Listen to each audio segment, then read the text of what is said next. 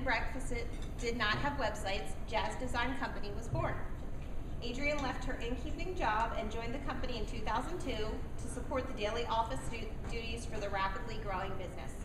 Her interests and background in graphic design, customer service, and management have helped the company evolve over the years, and she has evolved along with it. She is currently the social media director for the company and is responsible for managing social media accounts and campaigns for a wide variety of businesses. Her specific expertise is in Facebook business pages. She also offers on-site or remote training to individuals and businesses who want to improve their social media marketing skills. Adriane is a Pennsylvania native and grew up in Delaware County. She and her husband Jason have been married for 12 years and have an 11-year-old son, Jacob. When she is not on Facebook, Twitter, Pinterest, LinkedIn, or Instagram, you can usually find her running, biking, wake surfing, or snowboarding. It's my pleasure to introduce Adriane Aram and her wonderful presentation. Thank you. Oh, it is working. Thank you, everybody. The only reason I'm using the mic is because I'm recording this. We record all of our presentations because we like to post a lot of things to social media. Shocker, right? So today I want to talk to you about conversations and engagement with your potential customers and customer base through social media, and also your online business reputation. I'm a little distracted because I thought maybe I'd have my notes in front of me, but that's clearly not happening. So if I'm kind of going like this, just bear with me. So basically today, what I want to talk about is, first I want to kind of introduce you to what we do at Jazz Design Company. I've been part of WNY for almost 3 years, and everybody knows I'm a social media manager, but I think a lot of times what happens is it gets a little lost as to what else we offer. So what we do with Jazz Design are, first and foremost, we are a website development and design company. We build websites, we redesign websites, and when you have a beautiful new website, you have search engine optimization. And my best analogy for a website and search engine optimization is that you can buy a beautiful new brand new Ferrari, but unless you put gas in it, it's not going to take you anywhere. So search engine optimization is the fuel for your website. It's not going to get up on search results if you don't have that. I think Susie's she can contest to that. We work with them quite a bit. Reputation management, I'm not going to dwell on this because I'm going to talk about it a little bit later. But the other three, obviously social media management, profile creation, and consulting is my realm in the business. We do social media management for a number of clients, which incorporates me posting and doing audience building, content creation, the whole 9 yards for any social media platform. Profile creation is an a la carte service that we offer, which is basically anybody who just needs an account created. I can help you set up an account, make it look professional, make it look cohesive with your current marketing, website design, and all of your what you already had designed for your branding, and of course consulting, which I like to call training. I do. She already mentioned. I do on-site or remote training, and I've helped a lot of people in this room with just trying to understand things that maybe don't grasp. I can do that on an hourly basis. Some examples of what we do. These are just some of the websites. Hopefully everybody in this room has seen this website. Who has not seen this website? Yes, awesome, that's good because you need to register on this website for our meetings. We did this, I guess it's been about a year ago, not quite. We redesigned this, and I particularly love it. I think it's very inviting, and I love the colors. And this is Susie's website. I love that you guys have updated your holiday picture, which is great. So we've done that for them, and we're, again, doing search engine optimization for them. This is just a simple, this is not a very in-depth website, so it just goes to show that we do very complicated websites, and we also do very simple websites. This is a local nationwide insurance agent that we did a website for recently. And then finally, this is one that I love. We just launched this on Friday. This is a nightclub in Vermont, and what happens is the pictures change as you're looking at it, and it really gives a good feel for what it's like to be in this nightclub, which is really cool. So just some ideas, examples of what we do for website design. But my goal today is to basically help take the fear out of social media. I love this quote. Fear is nothing more than an obstacle that stands in the way of progress. And I cannot tell you how many people tell me, I don't want to do social media because I don't understand it. I don't know how to do it. But I am hoping that I can help you say, I don't know how, and change your language and say, I want to learn how. Because it is so important that you incorporate social media into your business marketing plan. It's here to stay, and it's where your customers are. So, like I said, I'm going to turn I don't know how into I will learn how. You want to purposely create time to spend on your social media for your business. If you aren't doing this already, start with an hour a week. Block it out and say on Monday from 10 to 11 a.m. I'm going to work on my social media. Eventually, as you get used to doing it, that's going to be 10 or 15 minutes a week. It really becomes kind of second nature. And when you start out, don't just jump on every platform possible. Everybody feels like, oh my gosh, I have to be on everything. I have to have Pinterest, and I have to have Instagram, and I have to have Twitter and LinkedIn. You don't. You really don't. You can just start with one, figure out where your main customer base is, and then learn that one, and when you're comfortable, move on to another one. Basically, the reasons that your business should be on social media is there's three main reasons. And the first is that communication is immediate through social media. Does everybody in here have a smartphone? Like an actual smartphone? Anybody not have one? If you're a business owner and you don't have a smartphone, shame on you. And the only reason I say that, I know some people just really hate the whole idea of being that connected, but just for the simple fact that you can get notifications instantly from your business social media accounts should be the reason that you have a smartphone. Ignoring notifications on social media is a lot like ignoring a voicemail or ignoring an email, and I'm pretty sure nobody in this room would do that, all right? Nobody's gonna do that. So if there's a notification, it means that somebody has actively engaged with your business through social media.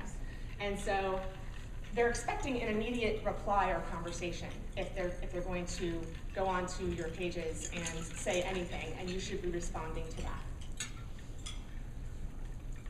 A personal brand experience is what happens when somebody goes onto your social media accounts and somebody responds. And I had something happen with me very specifically that brings it to mind. I went on to my Facebook page the other day and I tagged a franchise who was opening a store near me. And I didn't want to take an unnecessary trip and drive all the way out there to find out that they're not open yet. So I posted on Facebook and I said, does anybody know if this store is open? And they responded to me. And they're like, no, we're not open yet, but we're going to be open on this day, and we hope that you'll come and enjoy our grand opening. And I thought, well, that's kind of cool.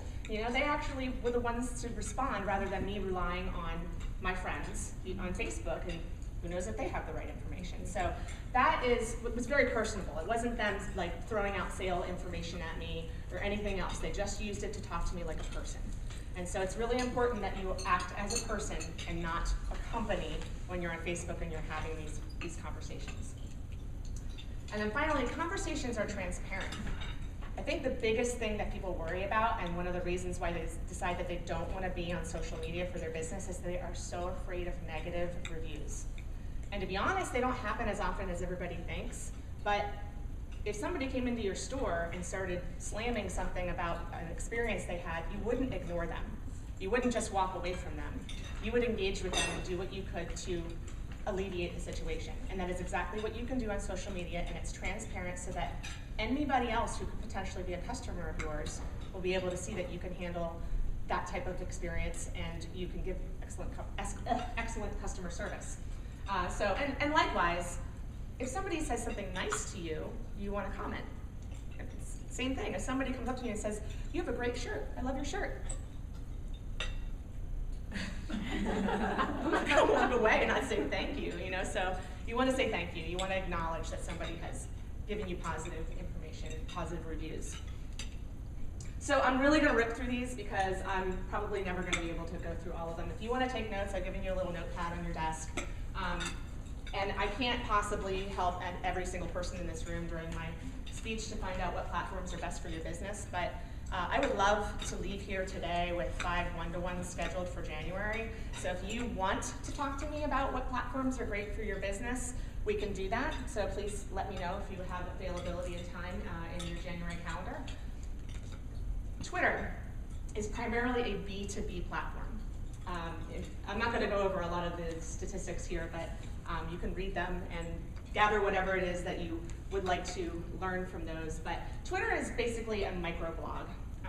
Facebook is too, right? Microblogging is when people put out short bursts of information rather than long blog posts. But microblogging is also considered when you post something on Twitter and you put a link to your blog on your website. So it's a really great way to get people to go to your website, whether it's a blog or a product page, that type of thing. And it's also great for blasting out product information, industry updates, those types of things. And it's also, obviously, everybody knows it, there's celebrities on Twitter, and it's a great news source, actually. Twitter is usually the first place to announce any sort of major newsworthy event or anything.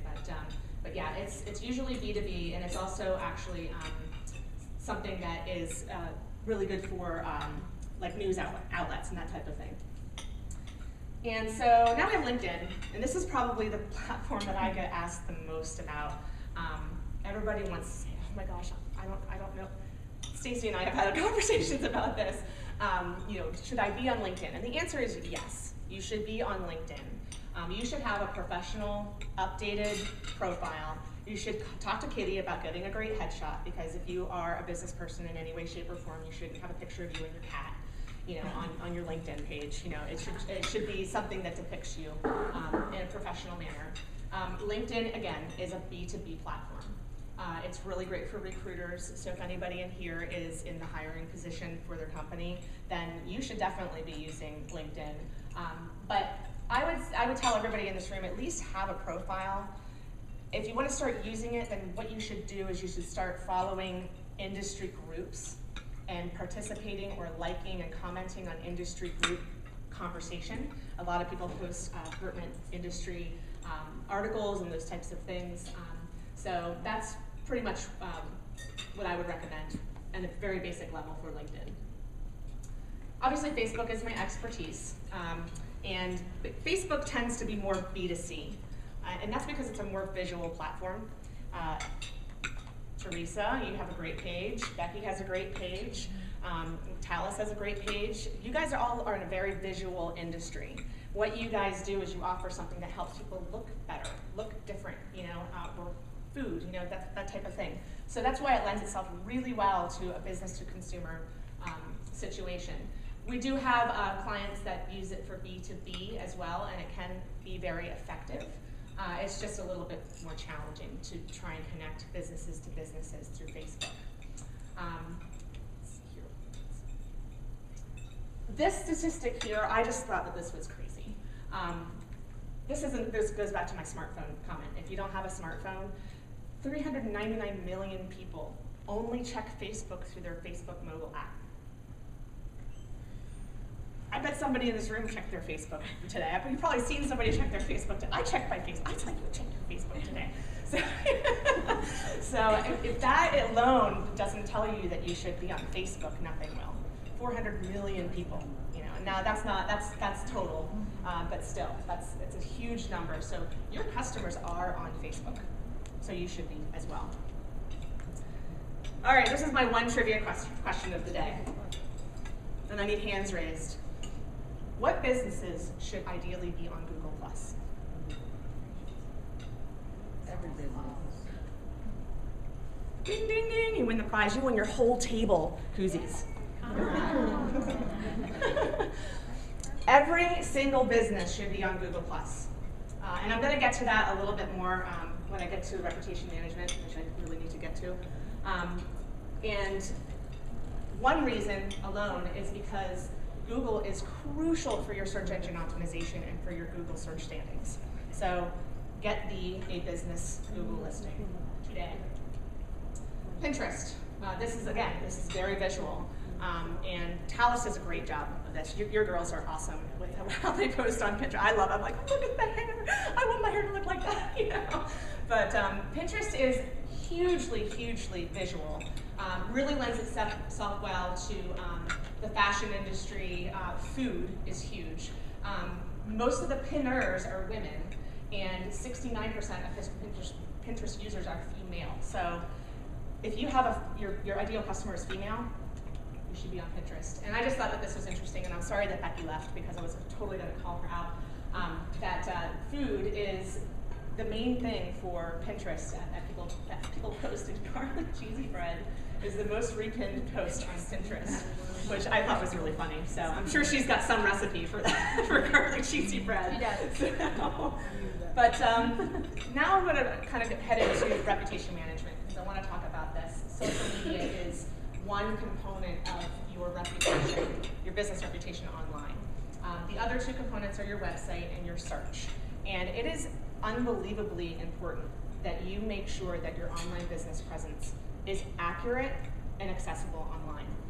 It's really hard to do. If you've ever moved, if you ever changed a phone number and email address, guaranteed that you've got the wrong business information somewhere out there on one of the hundreds of websites that list businesses that you don't even know that you're on. So I want everybody in here to be a porn star. Proactive online reputation management. I had to do it, sorry. So, and basically what this is a software that we offer. And basically what it does is it helps manage your online business presence. And there are three things that everybody needs in order to have a very good online business presence. You need a Google Plus page for your business. You need Google reviews that sometimes you have to ask for. So once you are on Google Plus, you should be asking people to review you. And you need consistent listing data on the relevant online sources. This is a screenshot of our reputation management software. It's actually a screenshot, I'm sorry, of our snapshot. If everybody looks at their table, I have a form. And if everybody fills it out, you will get a free snapshot for your business. And what this will do is you will get a report. And this is just one small part of the report. There's actually, there's a whole long list of it. We did this for Talus. It gives you grades on how you're doing in certain areas, including your website. And it will tell you where your listing information is inaccurate or where there's discrepancies in relation to other ones. And once you sign up for the service, it automatically goes and corrects errors and adds missing info for all the data providers. So this automatically updates all the places that you're listed anywhere on the internet. Try and do it yourself. You are going to rip your hair out. You're going to wonder if what you did even worked. We tried it ourselves because we wanted to know how well this worked, and we have no idea. We're like, wow, I had no idea if that even worked at all. So this does it for you. And then once you're part of the service, you get daily emails that let you know if somebody has reviewed your business. So, which is great, and it goes back to my communication point, is that you want to be able to comment on any review anybody ever gives you. So it's a really valuable service. I recommend that everybody here who is in the position of their business to sign up for this, please fill it out and leave it on the table, and I will collect it, and we'll sign you up for this, and you'll get an email for it. And this is also, you can also go on here to get your free snapshot and use the code. You can use the code here, the free report, if you want to do it online later. And that's it in a nutshell. I kind of did rip through that. I have about 5 more minutes left. I would like to take questions. I know that was very basic information, but it's very hard for me to do very specific information because every industry is different. So I'm happy to take some questions if anybody has any. How do you help with branding? Give you an example, okay? I am considering, my little logo thing is get the bare facts. People laugh at it, I've had people call, I gotta meet you, okay, that's funny, haha. But it's not really going to be there. So, Okay. I mean, do you help in like that type of logo? Oh yeah, we definitely help with branding. We design logos. We can do all of that. You know, a lot of times it goes along with the web design because, you know, if you've already got a website that has whatever brand on it, sometimes it's a little difficult, but, you know, and that's an individual thing that we would talk to you about. But yes, we do. And everything that we do, like everything I do in relation to web design and then social media, we make it very cohesive. So if you're on your website and you click the Facebook button, you go to the Facebook page, you're going to know that you're at the right place because it's going to have a similar look and feel. So, sure. Yeah. Wow, was I that good? Wow. Would you want to just speak to search engine optimization and like how that benefits a business? Oh yeah, I mean, I certainly can. It's not my department, and I don't claim to know a lot about it because I leave that to Jason because he's very, very good at it. Does everybody understand what search engine optimization is? Okay. Ish. Okay. Basically, search engine optimization is cataloging keywords to the relevant search engines so that your website comes up for search. And that's probably not even right. Jason will probably slap my hand if I said it that way. But basically, like, your content on your website needs to be fresh and current. So that's why we always recommend somebody has a blog. If you're not blogging, and I know everybody's like, oh, I don't have time to blog. You don't have to blog all the time. If you blog twice a month, you have fresh content on your website, and you blog with keywords that are related to your industry. So for you would use makeup, you would use wrinkle-free, anything that would have that somebody might search online, and so that's how search engine optimization ties into your website. And your website is never going to come up for searches on its own unless you have like pages and pages of content that have keywords, which nobody wants to have that much text on their websites. But websites really should be visual because people want to see instantly what you offer and understand it without having to read a lot. But you still need the blog in order to have the text and that type of thing. So that's what I'll say about search engine optimization. So, anybody else? Yeah. What is Google Plus? It's another social media platform. It's a lot like Facebook, but it's obviously tied to the whole Google, kingdom. It works much the same way as Facebook. But it's really, really important for businesses to be on it because Google is the king of search engines.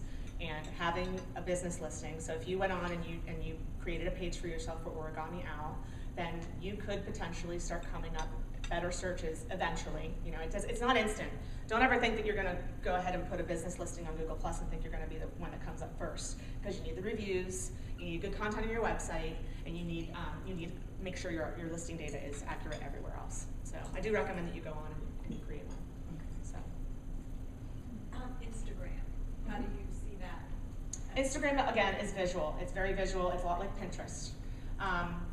There are a lot of brands that are using it because it's hugely big with the hashtags. Should I talk about hashtags? Does everybody? Well, I know not everybody understands a hashtag. A hashtag is a searchable term that is used pretty much now on almost all social media. LinkedIn does not use hashtags, and I'm hoping that they don't go that route at this point. And what it is I'm just going to use you as an example because you're staring at me. So if you go onto your Facebook page, Debbie goes onto her Facebook page, and she wants to do a special. Let's say you want to do a special, and Clever Container happens to have these hashtags. So you can do Clever Container Flash Sale, hashtag Clever Container Flash Sale. And anybody who clicks on that can see any post that has used that hashtag throughout whatever platform you're using. So in Facebook, you would have a whole feed of whoever's using that hashtag. Twitter is the originator of the hashtag.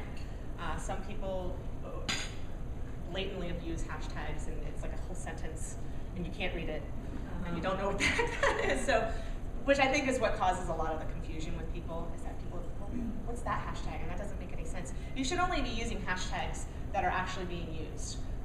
And my best example is Jimmy Fallon. Does anybody watch Jimmy Fallon? I love Jimmy Fallon.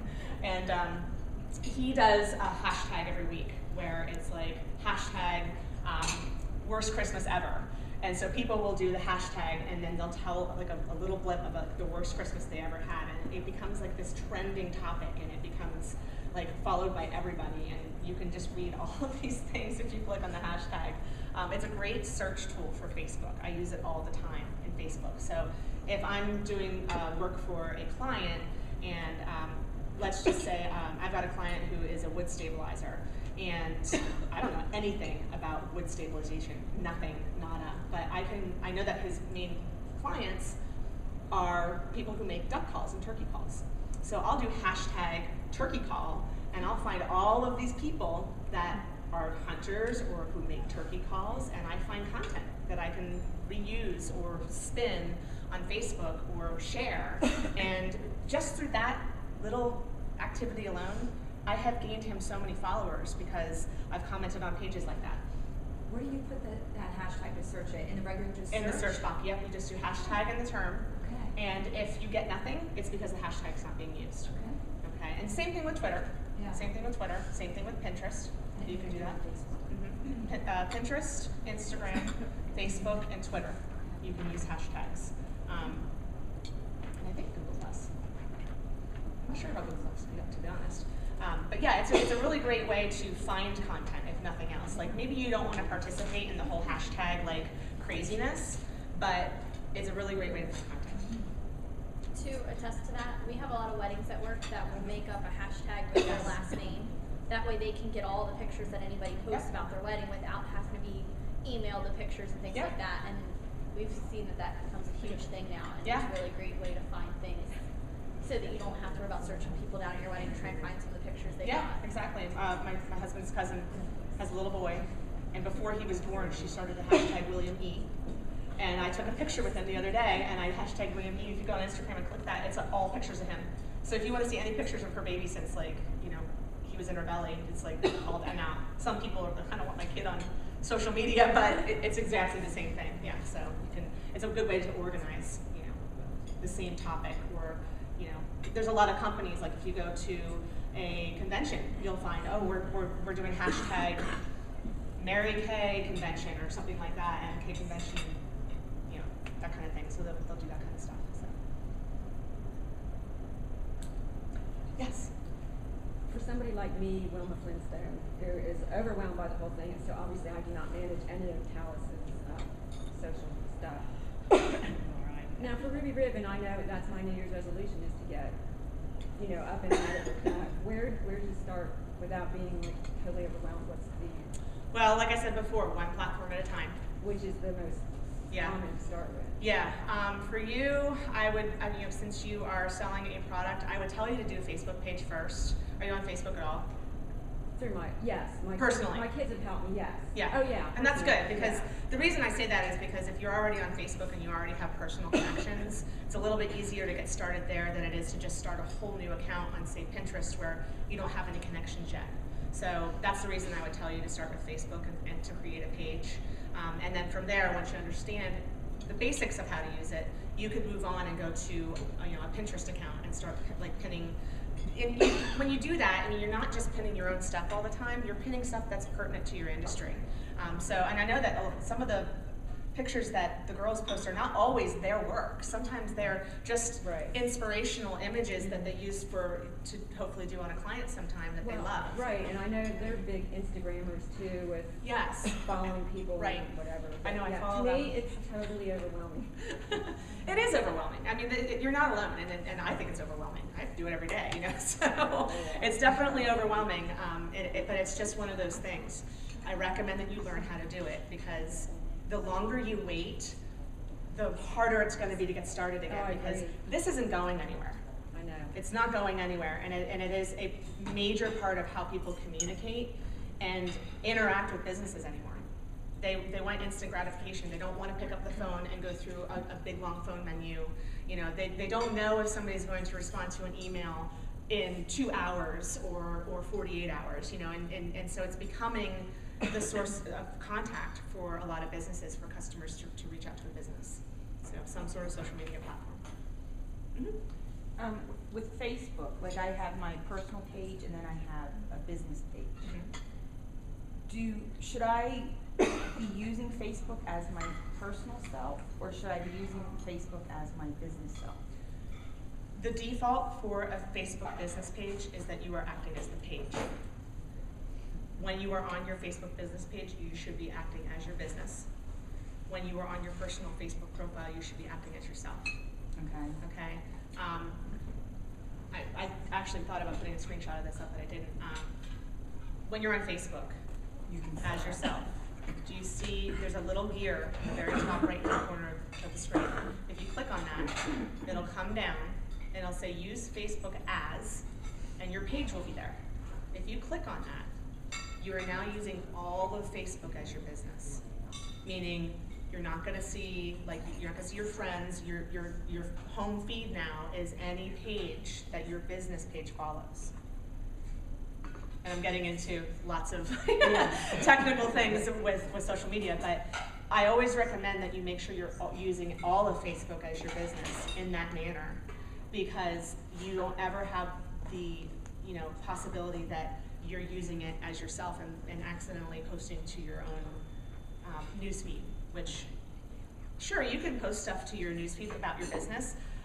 You do it the way that I taught you is, post on your business page, but then allude to what you've posted on your business page on your Facebook, your personal profile, and put the link to your page and be like, oh, you won't believe the deal that I have on my Facebook page, and then put the link. So it's a call to action. It convinces people, or what's the word I'm looking for? Thank you. It persuades them to go to your page and take action there. So, and you're not just blasting your friends and your family with your business, which is what you don't want to do. So, now your friends and your family should be your first fans. And that's what I was saying to Colleen, is that, that's why you want to start a Facebook page for first time if you have a profile, because it's just a really good way to already have some connections.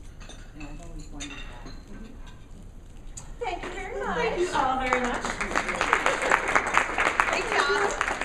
We knew when we persuaded Adriane to speak that she would have great information and lots that we could talk about. So obviously there's much more that she can say and individual questions that you might have for her. So that reputation report is a great way to get that conversation started and to see how she can answer your questions personally in the future. So do you want to pick for your prize?